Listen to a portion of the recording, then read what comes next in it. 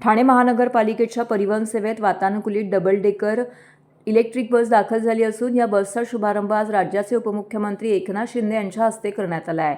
या double decker बसमुळे ठाणेकरांचा प्रवास अधिक सुखकर आरामदायी होणार असून ही बस आपली स्वतःची आहे असं समजून तिची काळजी घ्यावी असं उपमुख्यमंत्री शिंदे यांनी यावेळी नमूद केले आहे। यावेळी महापौर शर्मिला पिंपळकर, महापालिका आयुक्त सौरभराव, जिल्हाधिकारी श्रीकृष्ण पांचाळ, उपमहापौर कृष्णा पाटील, सभागृह नेते हनुमंत जगदाळे, विरोधी पक्षनेते अशरफ शानू पठाण, स्थानिक नगरसेवक राजेश मोरे, नगरसेविका काजल गुनिजन, अतिरिक्त आयुक्त संदीप माळवी, अतिरिक्त आयुक्त 2 प्रशांत रोडे, जीजी गोदेपुरे, मधुकर बोडके, मिताली संचेती, दीपक झिंझाड, जितेंद्र कदम, टीएमटीचे व्यवस्थापक भालचंद्र बेहरे उपस्थित होते। यावेळी उपमुख्यमंत्री एकनाथ शिंदे यांनी महापालिका भवन येथून लुईसवाडी येथे पुन्हा महापालिका भवन असा प्रवास डबल डेकर बसमधून केलाय। जीजीसी तत्वावरती या बसेस ठाणे परिवहनमध्ये दाखल होणार असून त्यांचा कोणताही भार परिवहन सेवेवरती पडणार नाही। या डबल डेकर बसमध्ये एकाच वेळी 65 प्रवासी आसनस्थ होऊन प्रवास करू शकणार आहेत, तर 33 प्रवासी उभं राहून प्रवास करू शकतील।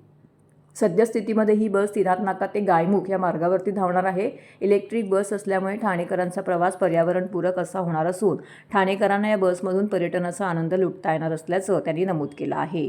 परिवहन ताफ्यामध्ये आणखी 9 बसेस लवकरच दाखल होणार असल्याचं परिवहन व्यवस्थापक भालचंद्र बेहरे यांनी सांगितलं। ठाणे शहरामध्ये पहिल्यांदाच ही डबल डेकर बस आज सुरू झाले। 10 डबल डेकर बस आज रस्त्यावर धावतील आणि या इलेक्ट्रिक व्हेकल्स आहेत, त्यामुळे पूर्णपणे प्रदूषण मुक्त, पोल्युशन फ्री गाड्या आहेत। आणि कुठं चालला? घरी घरी घरी घरी हायवेला गेलो, आपल्या घरी पहिला स्टॉप तुमचा घर आहे। प्रदूषण मुक्त करणाऱ्या या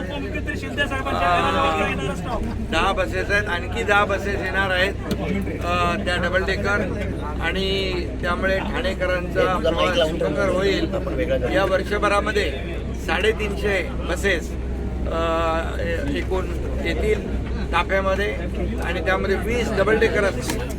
पूर्णपणे एअर कंडिशन आणि इलेक्ट्रिक व्हेकल असल्यामुळे या सर्व बसेसचा फायदा ठाणेकरांना होईल। आणि या बसची कॅपॅसिटी डबल आहे, त्यामुळे दुप्पट प्रवासी वाहून नेण्याची क्षमता या ठिकाणी या बसमध्ये आहे।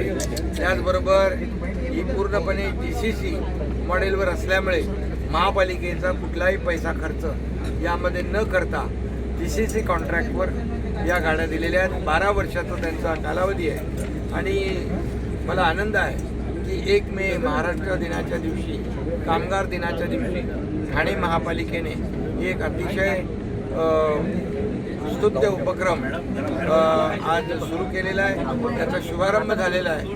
ठाणेकरांना एक आजची गिफ्ट आहे, महाराष्ट्र दिनाची भेट आहे। ओके, ठाणेकरांना सगळ्यांना 2 मिनिटं। ही आपली बस आहे आणि आपण ही बस आपली स्वतःची गाडी समजून त्याची काळजी घ्या आणि स्वच्छ, नीट, निगा आणि सुरक्षित ठेवा।